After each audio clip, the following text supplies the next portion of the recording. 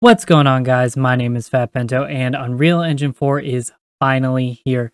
And with it comes a lot of changes to how to gear. So this is my new and returning player guide, updated for Unreal Engine 4.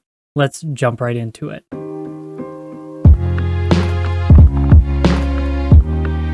Before we get into all the gearing, the first thing I want to talk about is how you level up. In Blade and Soul, the main way to level is by completing the story. The story is your yellow quests that will appear on the side, and they go up to chapter 11 of Act 7 currently. Just by hitting the end of the story, you'll be about Hongmoon level 14. In addition to the story, you're going to want to do the purple windwalking quests. These give you additional stamina, and stamina is always useful. And honestly, just try and do them as you pick them up. And if you did not use a level 60 character voucher like myself, you're going to need to do some of the orange quests. The Emperor's Tomb, Temple of Succession, and Kandavahar, and Fate of the Aransu. These all unlock the raid dungeons. You just need to get up to chapter 7 or 8-ish, depending on the quest. Basically, when it tells you to enter the raid, that's when you need to stop. This will unlock any of the weeklies that are available for them, as well as the raid itself, so make sure to do those. All right, we are here on my dual blader, and she is basically fresh out of the story, barring the gems I transferred to do the story and a little bit of gold. But we are going to go through the entire gearing process for this event and the Unreal Engine 4 update using her. So if you don't know, the most important thing that we got for gearing in Unreal Engine 4 is the Call to Arms event. If you don't know what the Call to Arms event is, it is a way to gear a character really quickly. And I'm going to go through the steps on how to start it with you, and then we'll break it down a little more. So to begin the Call to Arms event, the first thing you're going to do is go into the Hongmoon store, and then over to the Hongmoon coin tab, and find these two bundles, the Call to Arms event bundle number 1, and Call to Arms event bundle number 2. So once you have those two bundles, you're going to go into your mail and retrieve them.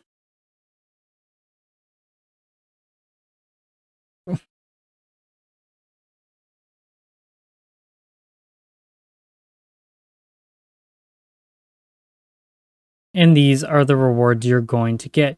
You're going to get the Armor's Accessory Chest, the Armor's Augmentation Chest, the Call to Arms Token, Thornbreaker Weapon Stage 1, Armor's Crystal Chest, Armor's Gilded Square Gem Chest, and the Thornbreaker Soul Shield set 1 through 8. So this is pretty much where you're going to be after opening the bundle. The only thing in addition to that is you will have the Skybreak Ring Chest, but it looks like it's bugged on Dual Blader, so we can't really get that right now. So the first thing we're going to want to do is to actually start the event by going into the Dragon Express and going to the second to last tab and using the Call to Arms token to exchange for the Armory chest.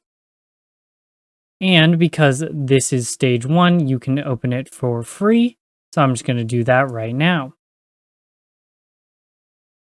And you can only open it every 18 hours. So we get to wait here for it. But the first stage gives you this Thornbreaker Breakthrough Weapon Stage 2 chest, which gives you all the materials to break through your weapon. And it'll only cost you 10 silver. So let's go ahead and do that.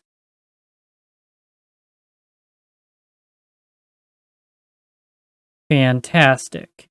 In addition, you also get the True Hongmoon Heart and the Armor's Crystal Chest, as well as Soul Shield Primers and the Silver Scale and Armor's Remnant. But before we continue, we should go head over to Mushin's Tower and pick up our bracelet that we get for free from the bundle. Alright, so once we've arrived in Mushin's Tower, we're going to go talk to our good friend Kang Cha, and she will give us the ability to buy the Unrefined Starbreaker or Unrefined Divinity Bracelet or Battalion, depending on your spec. In general, the first spec will go Starbreaker, second spec will go Divinity, and third spec will go Battalion. So since I'm playing Lotus spec, which is second spec of Blademaster, I'm going to buy the Divinity one. And then go back and right click on the chest and open it with the Divinity Bracelet. and equip my new bracelet. Okay, so we've talked about how to get the event started, but how do you actually do the rest of the event? The free stuff's nice, but we can get even more. So the event currency for the Call to Arms event is what's called martial remnants. And martial remnants are obtained in a few different ways. So the main way will be through your daily challenge.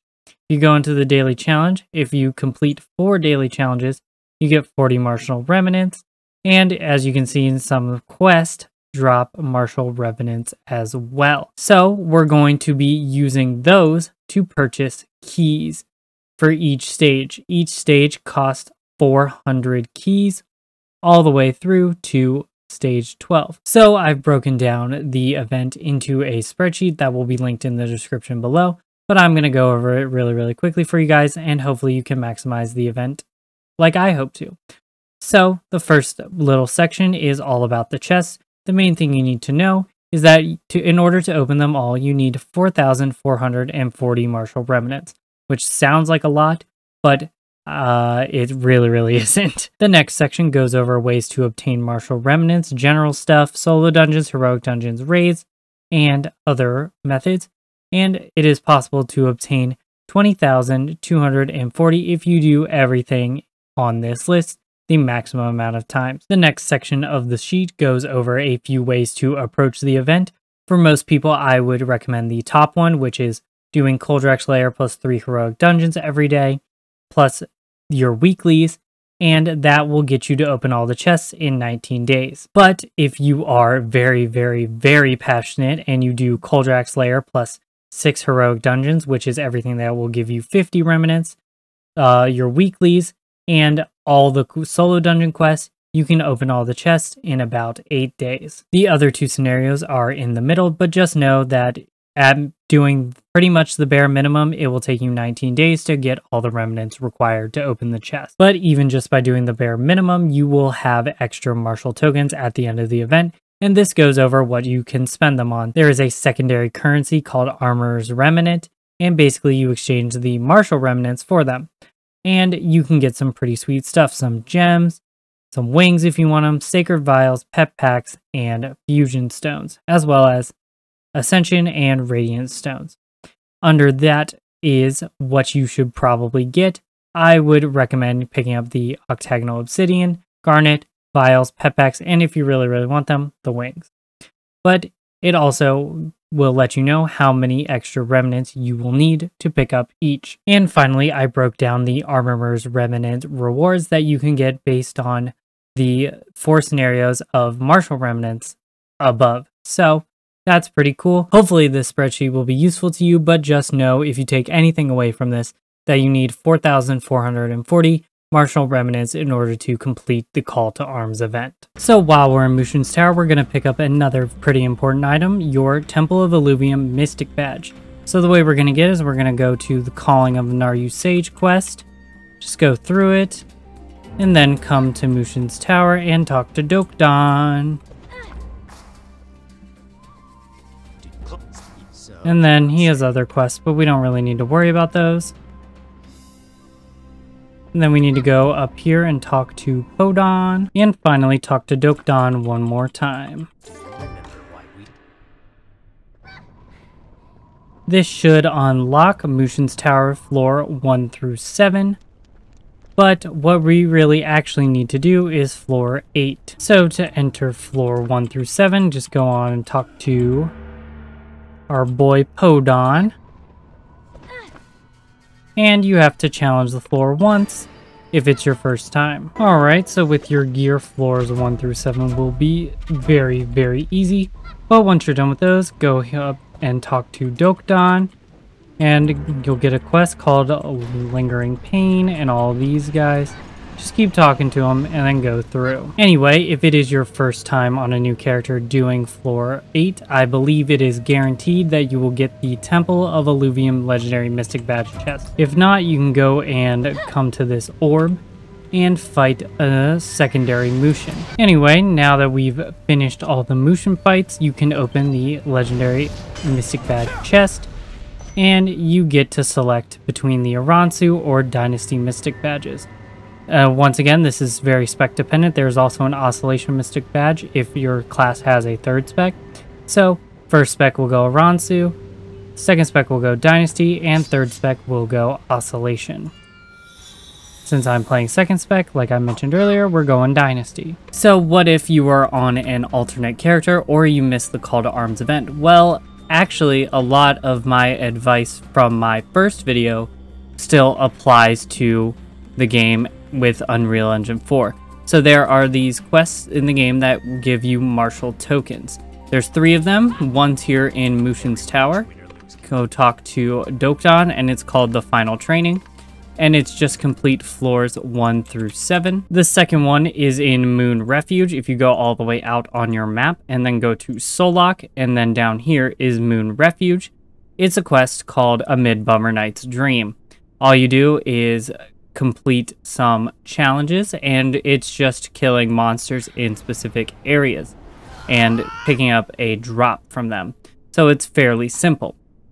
And finally, Koldrak's Lair, the Dragon's Lair, also rewards you martial tokens. So what should you get with your martial tokens? Well, you're going to be at Exalted Weapon Stage 3 at the end of the story currently. So you're going to want to pick up the Exalted or Storm Dragon Stage 9 chest, the Legendary Soul Badge chest, and that's pretty much it. Your weapon is one of the biggest DPS sources in the game, and a free 6-stage upgrade is very, very nice. As for your soul badge, what you're going to want to pick is dependent on the class you play. And so to pick what gear you need, I would recommend going into the Blade and Soul Academy Discord. And when you get in here, you'll be able to select the classes that you play. For example, I'm on my Warden. And if you go into the pinned messages, you'll be able to find all the information you need. There is specs about gear. And right here, they're talking about the soul badge to pick. So in order to get the weapon and soul badge chest, you're going to need 55 martial tokens. You can get up to 6 a day. So that means you can do it in about 9 days. In addition to that, Kangcha's rewards are still very, very useful. So from floors 9 through 15, the only thing I recommend you pick up is this Imperial Accessory chest if you do not have the Sandstorm Temple bracelet, which would be your Starbreaker or Divinity bracelet. You can purchase this after 7 days with 7 Noxune gourds from Kangcha, or it has a chance to drop in Mushin's Tower floors 8 through 15. And if you do floors 16 through 20, there is the Imperial Accessory chest for gloves, belt, and necklace. I would recommend most people pick up the Impetus belt, Prophecy necklace, and Skyreach gloves. This will take you 30 days of doing Young Sang, but if you check out my Mushin's Tower guide from a couple weeks ago, all this information is a little bit more in depth, so use that if you want to. Once you are at Exalted or Storm Dragon Stage 9, I recommend you do 2 things. From doing floors 9 through 15, you can also purchase this supply chest, and what you want to get out of them are the Hellion cores. You can use 30 of the Hellion cores and 10 gold to swap your weapon between Storm Dragon and Exalted. You're going to want to do this because every single time you do it, you have a chance of opening gem slots. And if you don't have legendary jam hammers, it's rather expensive. It's a pretty small chance, but on this character personally, it took me about 4 or 5 days of doing 3 Mushin's Tower floor 15s on other characters in order to open all 8 slots. From there, you're going to want to work towards getting the materials to upgrade from Exalted to Aransu. This will cost you an Empyrean Spirit Stone, 66 Hive Queen's Heart, 22 Silver Scales, and 40 transformation stones. Once you pick up your weapon and soul badge, you're going to want to keep collecting those martial tokens, as you can also exchange them for transformation stone crystals, which you will need a lot of in order to get to Aransu. As you can see, you need 40. You can also buy transformation stones on the F5 marketplace, but this way is a lot cheaper. You're going to need 300 gold to move over, so any gold you can save is very, very nice. So real quick, let's talk about your daily and weekly challenge. Your daily challenge is going to be your main source of income and materials. If you do 3, you get these rewards. If you do 4, you get these rewards. And if you do 5, you get all of these rewards. Most of these dungeons have been buffed for Unreal Engine 4. So just complete what you can. And if you can, go into the F8 menu and ask someone to carry you. You're also going to want to complete your weekly challenge. I would recommend doing Hall of the Keeper, Hall of the Templar, Titan's Chamber, and Botany Center. You can also do Silver Seal Laboratory if you have it unlocked. In addition to the weekly challenge, you should also be trying to do 2 raids every week. These raids are Skybreak Spire, located here in Kandavihar, and Temple of Eluvium, located in Dasari Palace Gardens. Unfortunately, the equipment upgrade paths do not seem to be working on Unreal Engine 4 yet, so I can't really help you other than getting you to a Ronsu 9. But you'll be able to do pretty much anything in this video with the gear we've acquired. That's going to be it for this video. Thank you so much for watching. I really appreciate it. If you have any questions or comments, please leave them down below. If you found this guide helpful, please leave a like. And if you really like my content or want to see more UE4 content, I will definitely be making updated guides as I can. Go ahead and subscribe. It really helps me out and it would really make my day. But I've been Fat Bento. Thank you so much for watching once again, and I'll see you in the next one. Peace.